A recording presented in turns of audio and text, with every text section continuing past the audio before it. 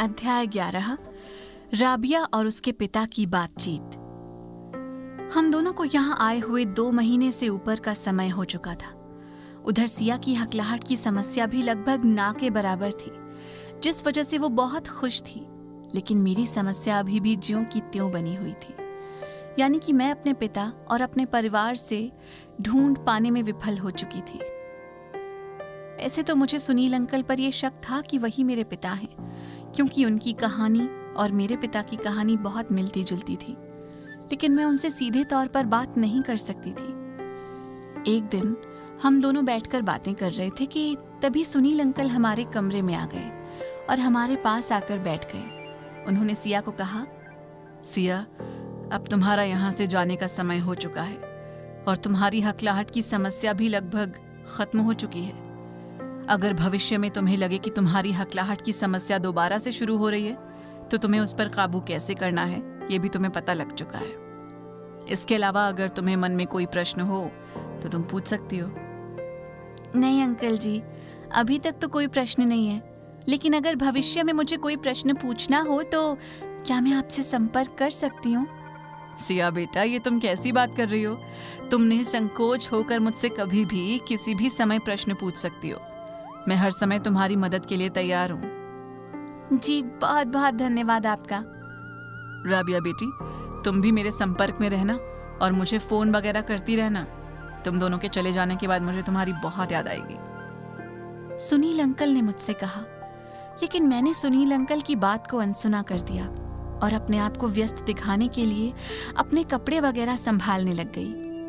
मेरा ऐसा रवैया देखकर सुनील अंकल ने फिर से मुझसे कहा, राबिया बेटा, मैं तुमसे बात कर रहा हूँ और तुम मेरी बात का जवाब क्यों नहीं दे रही हो? क्या कोई नाराजगी है? मैंने उनकी ओर देखा। मेरी आंखों में आंसू थे, जिस वजह से मैं उनसे बात ना कर पाई। वो मेरे पास आकर बैठ गए और मेरे सिर पर हाथ फिराने लग गए। उन्होंने मुझसे कहा, राबिया बेटा, मैं तुमसे बहुत देर से कुछ कहने की कोशिश कर रहा हूँ, लेकिन तुम मेरी बात क्यों नहीं सुन रही? क्या तुम अपने पिता की बात भी नहीं सुनोगी? सुनील अंकल के मुंह से पिता लफ्ज सुनकर मैं एकदम चौंक गई और उनकी तरफ हैरानी से देखने लग गई। उन्होंने मेरी तरफ देखा और मुझसे कहा, क्या हुआ? इतनी हैरानी से क्यों देख रही हो? मैं वही हूं जिसको ढूंढने के लिए तुम इतनी दूर से यहां आई हो।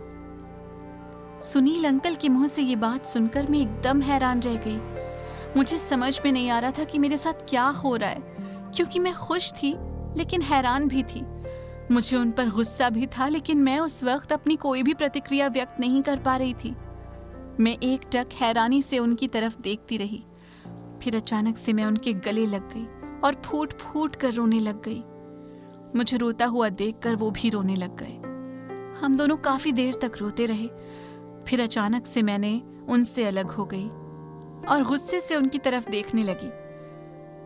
हम सभी कुछ पल खामोश रहे। फिर उन्होंने मुझसे कहा, बेटी, मैं तुम्हारी मनोदशा समझ सकता हूं। तुम्हारे मन में मेरे प्रति बहुत गुस्सा है। मैं तुम्हारा गुनहगार हूं, लेकिन मुझे पता है कि मैंने कोई गुनाह नहीं किया। मैं बेकसूर हूं, लेकिन फिर भी मैं तुमसे माफी मांगता हूं। क्या तुम मुझे माफ करोगी? ये वो वक्त था जब मुझे समझ में नहीं आ रहा था कि मैं क्या करूं, क्योंकि मैं इस पल का बहुत देर से बेचैनी से इंतजार कर रही थी। इसी पल के इंतजार के लिए मैं इतनी दूर भारत में आई थी। लेकिन जब वो पल मेरे सामने था तो मुझे समझ में नहीं आ रहा था कि मैं क्या करूं। मेरे मन में कई सवाल थे जिनका जवाब मैं जानना चाहती थी। मैंने उनसे कहा, मुझे समझ में नहीं आ रहा कि मैं आपसे क्या बात करूं। मेरे मन में कई सवाल हैं। क्या आप मेरे उन सवालों का जवाब दोगे? जरूर, कहो, क्या पूछना चाहती हो? आपने इतने सालों से मेरी माँ से संपर्क करने की कोशिश क्यों नहीं की? मेरा सवाल सुनते ही पिताजी ने एक गहरी सांस ली और मुझसे कहा, बेटा, मैं तुम्हारी माँ से किस मुंह से संपर्क करता? उनको मेरे साथ जीवन व्यतीत करने में शर्म महसूस होती थी। वो मेरे साथ चलने में, मेरे साथ रहने में, मेरे साथ कहीं भी जाने में अपनी बेइज्जती महसूस करती थी। उनको मेरे साथ जीवन व्यतीत करना बिल्कुल भी पसंद नहीं था। कुल मिलाकर वो मुझसे नफरत करती थी। मैं ये नहीं कहना चाहता कि इस सब में तुम्हारी माँ का ही कसूर है। मैं उनको बिल्कुल भी कसूरवार नहीं मानता, बल्कि इसके उलट मैं तुम्हारी माँ का कसूरवार हूँ। मैंने ही उनका जीवन बर्बाद किया है, क्योंकि मेरी वजह से उनको काफी शर्मिंदगी का सामना करना पड़ता था। अपने ही परिवार में, अपने बहन भाइयों के बीच मेरी वजह से एक मजाक का पात्र बन के रह गई थी। मेरी हकलाहट की समस्या की वजह से लोगों ने मेरा नाम अबू रखा हुआ था, जो कि एक बंदर का नाम है, और तुम्हारी माँ को लोग अबू की पत्नी यानी एक बंदर की पत्नी कहकर बुलाते थे, जो कि मेरे लिए सहन कर पाना बहुत मुश्किल था। मुझे पता था कि तुम्हारी माँ से ये सब बर्दाश्त नहीं होता, लेकिन फिर भी वो किसी न किसी प्रकार चुप रहती थी। आज वो जो जीवन व्यतीत कर रही है, उसका कसूरवार मैं ही हूं। तो मैं किस मुंह से तुम्हारी माँ से संपर्क करता, अब तुम बताओ। लेकिन आपकी हकलाहट की समस्या तो ठीक हो चुकी थी, और फिर ठीक होने के बाद आपने फिर संपर्क क्यों नहीं किया? हाँ, ये सच है, तुम्हारी माँ के चले जाने के बाद मैंने अपनी हकलाहट की समस्या को काफी हद तक काबू में कर लिया था। मुझे अपनी हकलाहट की समस्या को काबू करने के लिए 5 साल का समय लगा। मैंने ये सोच लिया था कि इन 5 सालों के दौरान तुम्हारी माँ की मेरे प्रति नफरत और भी ज्यादा बढ़ गई होगी, जिस वजह से मुझ में तुम्हारी माँ की नफरत का सामना करने का हौसला नहीं था। ये नहीं कि मुझे तुम्हारी कोई खोज खबर नहीं थी। तुम्हारे और तुम्हारी माँ के जीवन में क्या चल रहा है, मुझे उसकी पल पल की खबर रहती थी। ये आप क्या कह रहे हैं? आपको हमारे जीवन की पल पल की खबर रहती थी? वो कैसे? मैंने हैरानी से पूछा। हाँ, ये सच है कि मुझे तुम्हारी और तुम्हारी माँ के जीवन की पल पल की खबर रहती थी, और अब भी रहती है। मुझे सिया की नानी की सहायता से तुम्हारे माँ के बारे में पता चलता रहता था। आप झूठ बोल रहे हैं, क्योंकि अगर ऐसी बात है तो आपको सिया की हकलाहट की समस्या के बारे में पहले से ही पता होता। हाँ, मुझे सिया की हकलाहट की समस्या के बारे में पहले से ही पता था। तो फिर इसका इलाज आपने पहले ही क्यों नहीं किया? इसके लिए सिया को एक बार मुझसे मिलना पड़ता। मैं उससे मिलकर ही उसकी हकलाहट की समस्या को समझ सकता था, और उसके बाद ही मैं उसका इलाज कर सकता था। लेकिन इसके लिए उसे मुझसे मिलने भारत आना पड़ता, जिसके लिए उसके माता पिता ने मना कर रखा था। मैंने ये तय कर लिया था कि मैं तुम्हारे और तुम्हारी माँ के जीवन में कभी वापस नहीं आऊंगा, लेकिन शायद भगवान को ये मंजूर नहीं था। उन्होंने हमारी मुलाकात कराने का जरिया सिया को बनाया, और उसे हकलाहट की समस्या तोहफे में दे दी, जिसका हल करने के लिए वो मेरे पास चली आई। उसके साथ साथ तुम भी आ गई। आप अब भी झूठ बोल रहे हो, क्योंकि यहाँ आने के कुछ महीने पहले ही हमारी मुलाकात सिया की नानी से हुई थी, और मैंने उनसे आपके बारे में पूछा था, लेकिन उन्होंने आपके बारे में ज्यादा जानकारी नहीं दी। उन्होंने तो यहाँ तक कह दिया था कि वो तुम्हारे पिता के बारे में कुछ नहीं जानती। ऐसा इसलिए क्योंकि मैंने ही सिया की नानी को मेरे बारे में आपको बताने से मना किया हुआ था। वहां बैठे सभी लोग खामोश हो गए, और वहां एक अजीब सा सन्नाटा छा गया। किसी के पास कोई भी सवाल जवाब नहीं था।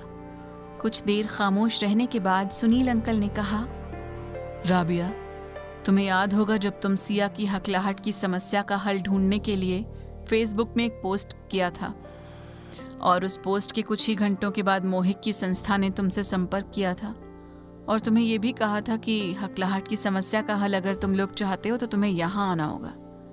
तुम यहाँ पर आए नहीं, बल्कि तुम्हें बुलाया गया है।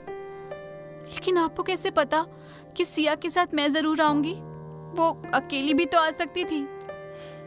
मुझे अपने भगवान के ऊपर पूरा भरोसा था। मेरी प्रार्थना कभी व्यर्थ नहीं जाती। मैंने पूरे जीवन में भगवान से कुछ नहीं मांगा था।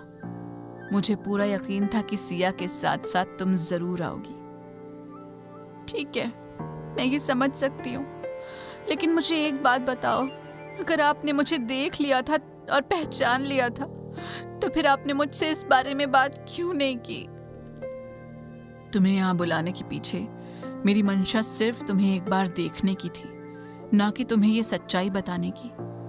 मैं तुम लोगों की जिंदगी में दखल अंदाजी नहीं करना चाहता था। मुझे आपकी एक बात समझ में नहीं आ रही कि आप हमसे दूर भी रहे, लेकिन दूर रहने के साथ साथ आपने हमारे ऊपर अपनी नजर भी रखी। ऐसा क्यों? बेटी, तुम ऐसा सवाल पूछ रही हो जिसका जवाब तुम्हारे पास है, मेरे पास नहीं। मैं कुछ समझी नहीं। मैंने ऐसा क्या पूछ लिया जिसका जवाब मेरे पास है? तुम बताओ, क्या इतने सालों के दौरान तुम्हारी माँ ने कभी मुझे याद किया, या मेरे बारे में कभी बातचीत की, या तुम्हें मेरे बारे में कभी कुछ बताया? तुम्हें तो मेरी तस्वीर तक नहीं दिखाई। तुम्हारी माँ मुझसे बेहद नफरत करती थी। मैं तुम्हारी माँ की इस नफरत का सामना नहीं कर सकता। हर व्यक्ति को अपना आत्मसम्मान प्यारा होता है। अपने आत्मसम्मान की रक्षा की खातिर मैंने कभी तुम लोगों से संपर्क करने की कोशिश नहीं की, लेकिन ये तुम लोगों से प्यार था जिस वजह से मैंने सिर्फ तुम लोगों पर नजर रखी। फिर भी अगर तुम्हें मुझ पर कोई संदेह है तो मैं तुम्हें अपनी कहानी सुनाता हूँ। मेरी कहानी सुनने के बाद तुम खुद फैसला करना कि मेरी और तुम्हारी माँ की जिंदगी का असली गुनाहगार कौन है। किस वजह से तुम्हारी माँ मुझसे इतने सालों तक दूर रहती है? उसकी नफरत का कारण क्या है? ऐसे कई सवाल जो तुम्हारे मन में होंगे, उनके जवाब मेरी इस कहानी में तुम्हें मिल जाएंगे। मुझे बचपन से ही हकलाहट की समस्या थी और यही समस्या मेरी पहचान बन चुकी थी। लोग मुझे चिढ़ाने के लिए या मेरा मजाक बनाने के लिए मुझे अबू कहकर बुलाते थे। अबू यानी अलादीन नाम के कार्टून कैरेक्टर का बंदर। बचपन में तो मुझे बहुत गुस्सा आता था, लेकिन बाद में मुझे इस नाम की आदत सी हो गई। जब भी मुझे मेरे कोई असली नाम से बुलाता तो मुझे पता ही नहीं चलता, लेकिन जब मुझे कोई अबू कहकर पुकारता तो मैं झट से उसकी बात सुनने के लिए उसकी तरफ देखता। स्कूल और कॉलेज की पढ़ाई खत्म करने के बाद पिताजी ने मुझे अपने साथ दुकान में बिठा लिया, लेकिन मैं अपनी हकलाहट की समस्या की वजह से दुकानदारी भी सही ढंग से नहीं कर पाया। खैर, जिंदगी ऐसे ही कट रही थी। फिर मेरी जिंदगी में तुम्हारी माँ आई। मेरे परिवार और तुम्हारी माताजी के परिवार, ये दोनों की आपसी सहमति से ये रिश्ता तय हुआ और दोनों परिवारों ने मिलकर हमारी शादी करने का फैसला कर लिया। ये फैसला इतना जल्दबाजी में हुआ कि मुझे संभलने का मौका ही नहीं मिला, क्योंकि मैं अपनी शादी से पहले अपनी हकलाहट की समस्या का इलाज करवाना चाहता था। मैं ये नहीं चाहता था कि मेरी हकलाहट की वजह से मेरी पत्नी को भी शर्मिंदगी का सामना करना पड़े, लेकिन शायद भगवान को कुछ और ही मंजूर था। मेरी शादी तय हो चुकी थी, लेकिन फिर भी मैं चाहता था कि शादी के पहले मैं अपनी पत्नी से मुलाकात करके उसे अपनी हकलाहट की समस्या के बारे में बता दूं, क्योंकि मैं उसे अंधेरे में नहीं रखना चाहता था। इसलिए मैंने ये बात अपनी बुआ को बताई और उन्होंने हम दोनों की मुलाकात करवाने का कार्यक्रम बना दिया। चूंकि वो हमारी शादी में एक बिचौलिए की भूमिका अदा कर रही थी, जिस वजह से उनके लिए हम दोनों की मुलाकात शादी से पहले करवाना मुश्किल नहीं था। खैर, हम दोनों की मुलाकात एक रेस्टोरेंट में तय की गई और मैं तयशुदा समय पर उस रेस्टोरेंट में पहुंच गया। रेस्टोरेंट में मेरी होने वाली पत्नी और बुआ के अलावा कोई भी नहीं था। हम तीनों कुछ समय तक ऐसे ही बैठे रहे। तभी कुछ देर बाद बुआ किसी बहाने से उठकर वहां से चली गई। मैंने मौका पाकर उसे अपनी सच्चाई बताने की कोशिश की, लेकिन मैं अपनी हकलाहट की समस्या की वजह से बोल नहीं पा रहा था। इस परिस्थिति में मैंने चुप रहने में ही अपनी भलाई समझी। हम दोनों काफी समय तक चुपचाप बैठे रहे। फिर कुछ देर के बाद बुआ आ गई और उन्होंने हम दोनों को घर जाने के लिए बोल दिया। इस प्रकार मैं बिना कुछ कहे और बिना कोई बात किए वहां से घर आ गया। मैंने अब मौका गंवा दिया था।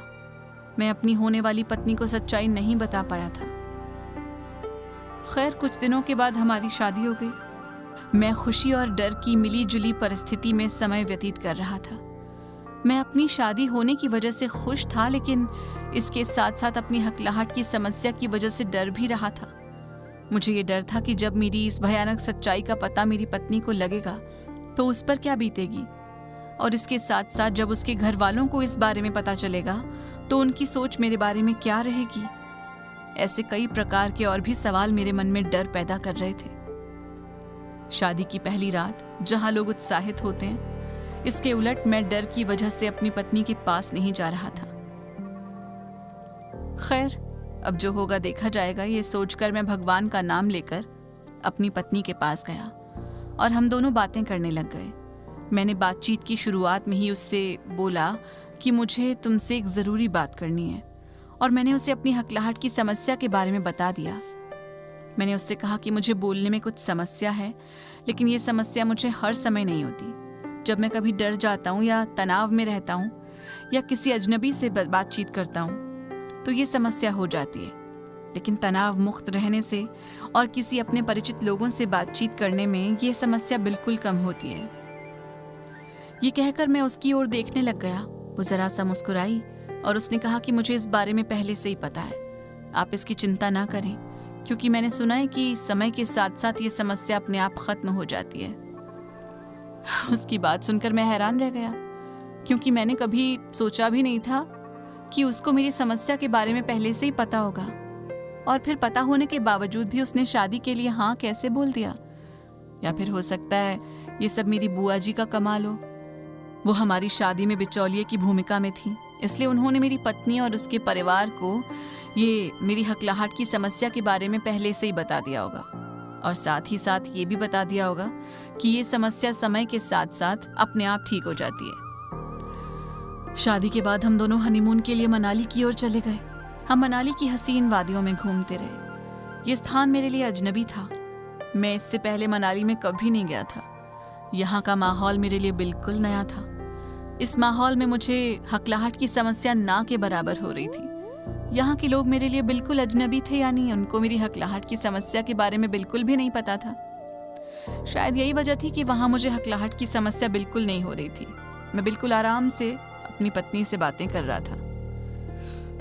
एक दिन हम वहाँ के रेस्टोरेंट में बैठे हुए थे कि तभी वेटर ने आकर हमसे खाने के लिए पूछा, लेकिन मैं वेटर से कोई बात नहीं कर पा रहा था। मेरी पत्नी शायद मेरी परिस्थिति को समझ चुकी थी, इसलिए मेरे बोलने से पहले ही उसने खाने का ऑर्डर दे दिया।